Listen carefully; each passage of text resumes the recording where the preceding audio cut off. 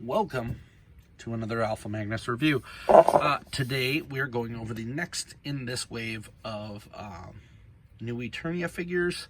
Actually, this one's not even new Eternia. This one is the Revelation Evil-Lyn. This is after she becomes the sorceress for Skeletor in the Revelation series. If you have not watched that, please go watch it. A lot of people were like, oh, Kevin Smith, he's dumb. He makes girls do stuff. Yes, there was a little bit of that, but I really did like the series. I did not like how some characters were murdered immediately. But I also grew up watching Transformers, and that's kind of how the entire show is built.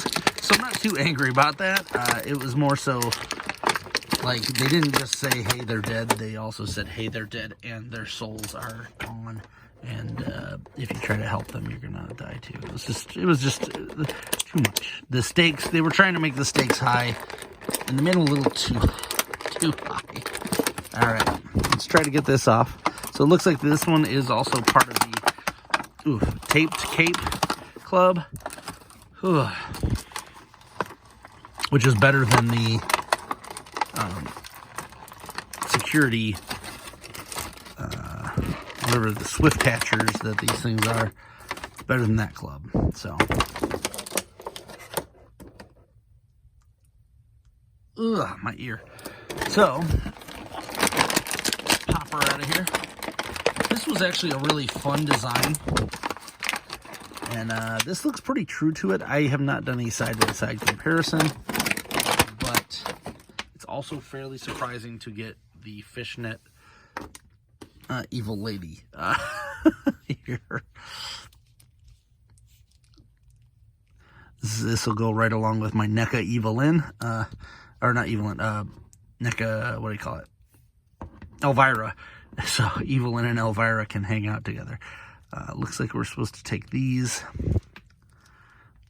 parts and slide them over her hand. That's a little weird, but to give her like bat wings. It's not weird that it exists. It's weird that we have to do this, and it didn't come that way to begin with. You know what? We are going to pop the hands off for this, just because it is a bit of stretching that I don't want to deal with. Let's point her down so you can see the action as it unfolds. Let's get a little more light in here. There.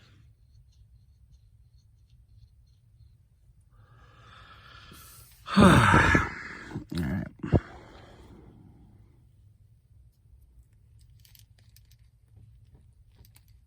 Let's plop that down. That here. And then we can decide what hands we want. So she comes with regular graspy hand. We're going to use this one on the right probably. So let's use this guy on the left. Little disappointing that the black there goes through to there, but I guess it works. You're mostly going to see it on that side anyway. Yeah, I mean, it works here better. You can win some, you can lose some. That's how it is. She does have the bat motif, which surprisingly also bled through to the animated, the CGI version. This doesn't really look like the animation model for this, but I don't think the other one did really either. So I don't really care. It looks like the figure. It would also be, it's funny because this kind of reminds me of Rouge from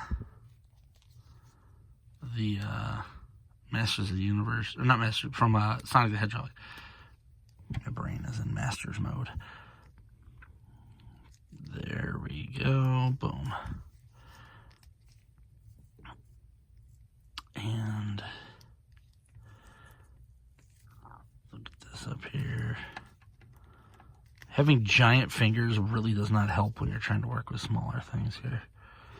There we go. These meat grabbers. And then we're going to put this one back in. Because I want her to be able to hold her little stafflet.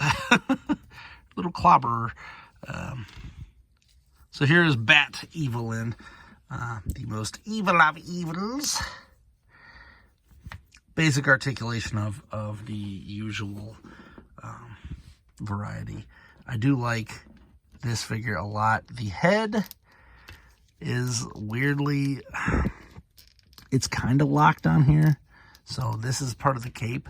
So you can move this a little bit, but you almost have to move the cape first before you can do that, because it just goes right back there. I do like this figure. I'm kind of glad that we got it. I was not expecting it. I was very much expecting us to just get her final mode in the show, where she takes over, I guess, everything. So I was expecting that, and we got the middle mode, which is rare, just like Cell and all the other ones. You usually get, you know, the first mode, then the last mode. This is going to be, I guess, if you can consider the only one, we haven't gotten an actual Evil-Lyn. We've only gotten the Masterverse versions, so that's interesting too. I do like that version, but fairly surprised that we haven't gotten an old school Evil-Lyn. They do have quite a few to go through on this, so she is done.